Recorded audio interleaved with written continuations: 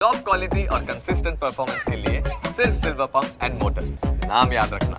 આપણા ગુજરાતને લાંછન લગાવતા અને સરકારી પગારમાં સંતોષ ન માનીને લાંચ લેનારા સરકારી બાબુઓનો એક ચોંકાવનારો આંકડો જાણવા મળ્યો છે. આ આંકડો તમે જોશો તો તમને પણ આશ્ચર્ય થશે.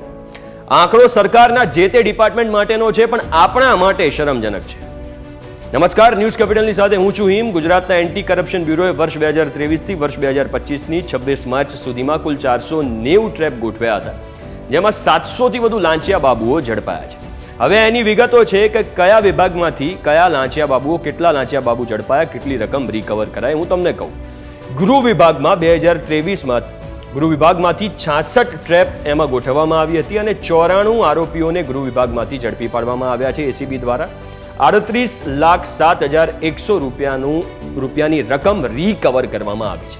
2024માં ગૃહ વિભાગમાં 73 ટ્રેપ ગોઠવવામાં આવી હતી. 114 આરોપીઓને ગૃહ વિભાગમાંથી ઝડપી પાડવામાં આવ્યા અને 51,64,800 રૂપિયા રિકવર કરવામાં આવ્યા.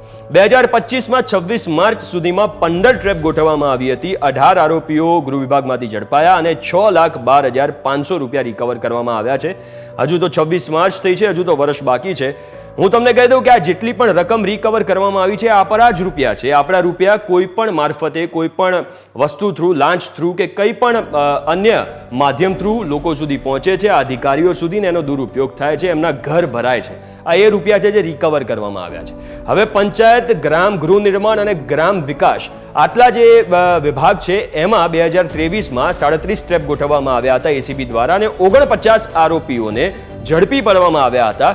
કુલ 15,95,520 રૂપિયા રિકવર કરવામાં આવ્યા.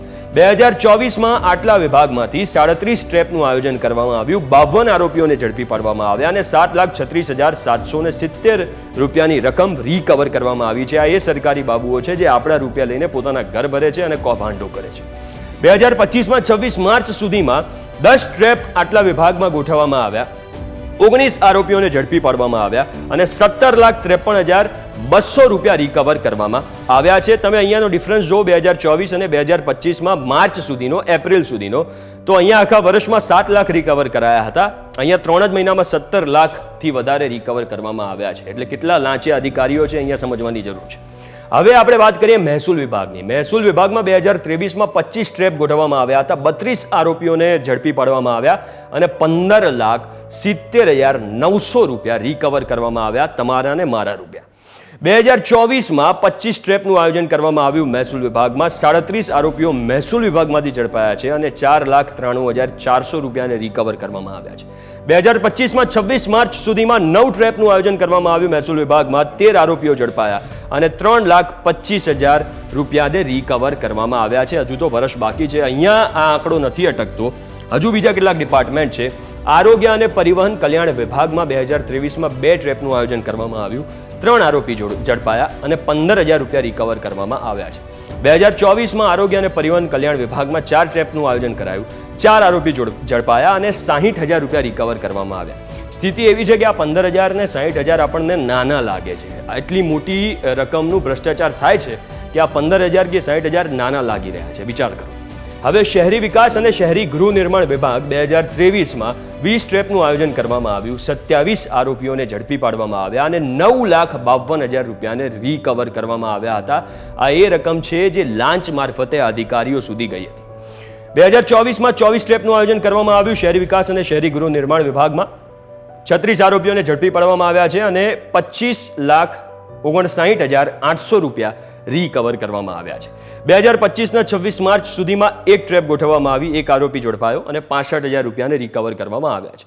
હવે વાત કરીએ શિક્ષણ વિભાગની. તો શિક્ષણ વિભાગમાં 2023માં 9 ટ્રેપ એસીબીએ ગોઠવી હતી. આ જે અધિકારીઓ છે શિક્ષણ વિભાગને, એમની ઉપર, એમાંથી 10 આરોપી ઝડપાયા અને 2,25,400 રૂપિયા રિકવર કરવામાં આવ્યા છે, જે લાંચના રૂપિયા છે. 2024માં 3 ટ્રેપનું આયોજન કરવામાં આવ્યું હતું. 7 આરોપી ઝડપાયા હતા શિક્ષણ વિભાગમાંથી અને 1,84,000 રૂપિયા રિકવર કરવામાં આવ્યા હતા. અને 2025માં 26 માર્ચ સુધીમાં 2 ટ્રેપ અત્યાર સુધી ગોઠવી છે. 2 આરોપીઓ ઝડપાયા છે અને 5,000 રૂપિયા રિકવર કરવામાં આવ્યા છે. તો આ એ આંકડો છે જે લાંચ મારફતે અધિકારીઓ સુધી જાય છે. અધિકારીઓ પોતાની જોડે આ રૂપિયા રાખી લે છે. એટલે પૈસાના ભૂખ્યા બાબુઓ તમારી પાસે વારંવાર કોઈ કામ માટે લાંચ માંગતા ફરે છે. પણ જો તમે આવી કોઈ પરિસ્થિતિનો સામનો કરી રહ્યા હો તો કોઈ પણ પ્રકારના ડર વગર તાત્કાલિકપણે ગુજરાતના લાંચ રૂશ્વત વિરોધી બ્યુરો એટલે કે એન્ટી કરપ્શન બ્યુરોને તેમના 24/7 અવેલેબલ ટોલ ફ્રી નંબર 1064 પર સંપર્ક કરો અને આવા લાંચિયા બાબુઓની ફરિયાદ નોંધાવો અને લાંચિયા બાબુઓનું બોર્ડ પૂરું કરી નાખો.